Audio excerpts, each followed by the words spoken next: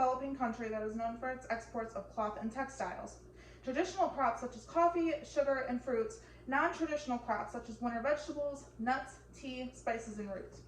Its high-end restaurants and hotels that are located in the bigger cities also make an ideal tourist attraction.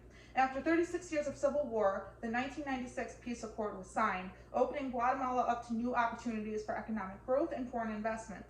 For example, in July of 2006, the Central American Free Trade Agreement was signed between Guatemala and the United States, along with other Central American countries. As of today, the United States accounts for 40% of Guatemala's trading activity and is Guatemala's largest trading partner. Its main exports from the United States are mineral, fuel, oil, nuclear reactors and electrical machinery, and cereals.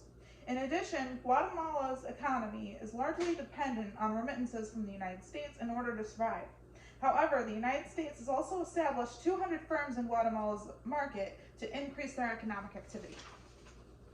While the Central American Free Trade Agreement has solved some of the country's economic despair, it hasn't solved many of the other issues Guatemala faces. In this video, I'm going to discuss many political, societal, economic, industrial, environmental, and public health issues that the country faces. Guatemala has a wide history of political corruption, which in turn has caused widespread backlash and violence from its people. In the past 12 years, 3 presidents have been accused of money laundering and bribery from drug cartels and construction workers. A prominent example is the accusation toward former President Jimmy Morales of receiving anonymous donations adding up to a total of $325,000, along with having $600,000 of unreported expenses. Morales then called for the expulsion of the commissioner from the International Commission Against Impunity, who agreed to investigate these anonymous expenses. As a result, citizens rioted and destroyed the cities, causing many businesses to close their doors for good. On top of destroying businesses and putting people out of work, these acts of violence also take a toll on foreign direct investments from other countries. Doing business in a developing country comes with paying high interest rates due to the high risks involved, along with paying for employees' travelers' insurance. This is one of the many reasons why Guatemala has to rely on remittances from the United States in order to keep their economy afloat. In fact, it has been said that remittances from the United States are, quote, central to the economy of Guatemala. Political corruption can tie into societal issues no matter what country we're talking about. Guatemala also has a long history of drug and gang violence, which can lead to other crimes such as kidnapping and prostitution. After signing the 1996 peace accord, Colombia began shifting its practice of drug dealing to Mexico due to increased crackdown in the Caribbean and the arrest of Colombian cartel leaders, making it easy for Mexico to take over drug distribution among Central America. Mexico took over large markets in the region, including in Guatemala. How is it that drug cartels can carry out their activities so easily? We have seen how they can be used to finance political campaigns, but many of these organizations also gain people's trust by offering protection from other criminals and by participating in community events. It can also be said that governments who are so desperate for money will in turn their back on illegal activity.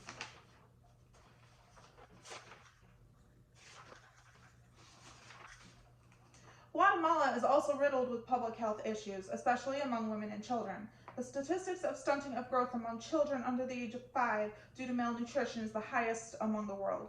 2/3 of Guatemala's population live in extreme poverty, living on the United States dollar of $2 a day and not being able to afford a basic basket of food worth the United States dollar of $467. 46.5% of children in Guatemala experience stunting in their growth. Women are at risk due to public health issues, due to the fact that travel sites encourage women not to go anywhere alone due to the fact that they are likely to be sexually assaulted. Also, women's lack of employment leads women into other means of making money, including prostitution. Both of these things make women more susceptible to contracting STIs and unwanted pregnancies. Water contamination is also a problem, contributing highly to the public health issues. 50% of Guatemalans lack access to safe drinking water, with a lack of wastewater treatment causing water to be contaminated with human waste, solvents, and metallic waste. People are left more susceptible to parasites and illnesses. Along with water pollution, Guatemala also suffers from a high multitude of environmental issues such as climate change and natural disasters. Over the years, Guatemala has taken down many trees in order to plant their coffee plants and banana plants, and also to support their drug dealing practices. Mayans used this technique of slash and burn agriculture, where they would burn down a large forested area for their crops and to plant food to survive. Problem is that nutrient-rich soil only stays that way for 2 years. Therefore, once crops died, they moved to another area and burned it down and would start the process all over again. One of the most prominent industrial issues in Guatemala is the treatment of women who work in maquilas. A maquila is another word for clothing factory and a standard facility that is mostly made up of female employees. Maquilas were established in Guatemala in the 1980s and have become a major industrial component of its economy. The intended purpose of establishing these factories was to get more women employed in the formal company and to lift them out of poverty. However, maquilas have done just the opposite of either of these goals. If anything, maquilas are the most racist, discriminatory, and harmful establishments towards women and actually keep them in a cycle of poverty that they can't get out of. Underneath these lies about wanting to improve the lives of women in Guatemala, the underlying truth is that they were established to attract foreign investments with tax breaks and to generate employment in general, unfortunately at the woman's expense. Maquila workers require no formal training and accept, quote, some dexterity in the making of clothing. These workers are also working at less than what Guatemalan laws require, and women are still paid even less than the man. So let me summarize what I just said. A product is being made with cheap labor and with little formal training and is being sold most likely at an astronomical price compared to how much it costs to put the thing together to countries such as us in the United States and Europe. It has to make you wonder if you're receiving a product of high quality. Maquilas are also known for violating basic human rights, such as the right to be paid minimum wage or the right to work an 8-hour day and to be paid overtime. International companies often increase workloads. Women are forced to work 10 to 12-hour exhausting shifts. Also, even though they work for a formal company, some are denied the right to employee-paid health care. And of course, many women that go into this type of work start out as adolescents and by law cannot be protected under labor laws anyways. Women are also subjected to discrimination based on whether or not they are pregnant, and is sometimes required that they provide proof that they are not pregnant before they are considered to be hired. They are also vulnerable to sexual harassment and sometimes even raped by their male counterparts.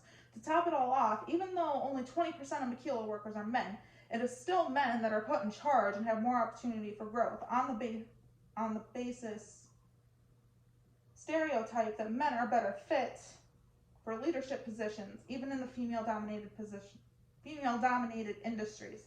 The male treatment of women in this industry and others, I'm sure, causes a high rate of employee turnover and keep women in the cycle of poverty that they can't get out of. As I've stated before, Guatemala receives a lot of its revenue through tourist activity in major cities and is mainly known for its exports in fruits and veggies, textiles and apparel, etc. I've also stated how the country has also had a positive relationship with the United States and most of Central American regions, thanks to the CAFTA, or Central American Free Trade Agreement.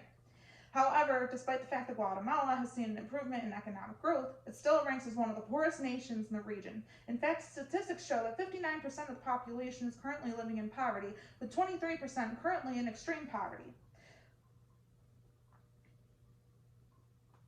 The National Survey of Employment and Income states that 41% of the 162 million people in Guatemala are capable of working, and 70% of this 41% work in commerce, technical services, manufacturing, office and professionals, and they do it on their own dime. In addition, only 16.8% of the 41% work for a formal company.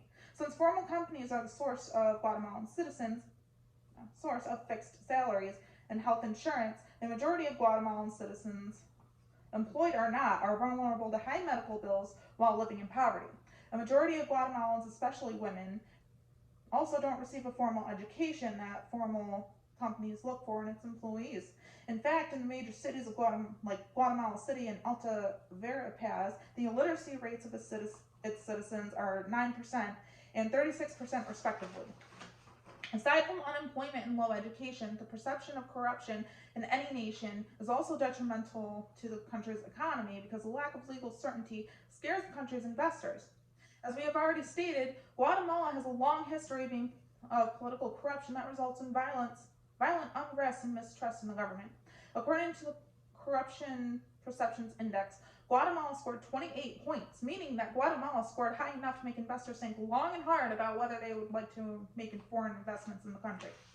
These extremely high poverty and unemployment rates are the main reasons why citizens have turned to other means, aka legal means of making money. This is why citizens agree to work for drug cartels and go down the path of violence and crime. If they aren't doing that, they are illegally crossing borders of other countries, particularly in the United States, to make money there and send a portion of it back to Guatemala in the form of a remittance. As I have stated before, Guatemala has made it evident that remittances from the United States are essential to Guatemalan's economy. Guatemala is too dependent on the United States to keep their economy going, which, especially in times like these where we are in the middle of a global pandemic and travel restrictions are largely implemented, can be extremely detrimental for them. Guatemala is said to be the most unequal country in Latin America and one of the top 10 in the world. Women in Guatemala, especially in indigenous regions, are less likely to be formally educated and hired by formal companies. Of course, this has to do with the fact that women in developing countries are more likely to be the ones held responsible for taking care of the home and children. However, when there is a huge gap between men and women in terms of education, work, and pay, women are more likely to be seen as less than equal in the homemaking decisions, less likely to participate in political activities such as voting or holding political office titles, or to lift themselves out of poverty. I have said how the maltreatment of women in maquilas has resulted in a high employee turnover rate and how basic human rights are being violated. In conclusion, we have talked about how the many issues in Guatemala face and how they all tie into economic issues. We talked about the political corruption leads to mistrust in government and violent unrest, in addition to companies from other nations thinking twice about making investments. We then went on to talk about how political corruption can lead to its many societal issues such as drug dealing and violence. We then talked about the many public health issues and how they affect mainly women and children, along with the issue of the environment and the effects of climate change. Lastly, before we finished with talking about Guatemala's economic issues, we talked about a major industrial problem that affects primarily women. Although Guatemala has seen economic growth since 1996, there is still work that needs to be done. The government needs to be more inclusive of the indigenous people and help their communities prosper. They also need to tackle the issue of political corruption and hold those accountable for their wrongdoings, leading to the trust in the people. We then need to see many societal issues in Guatemala go away. Guatemala must also take action to eliminate gender inequality and to treat women who do work fairly.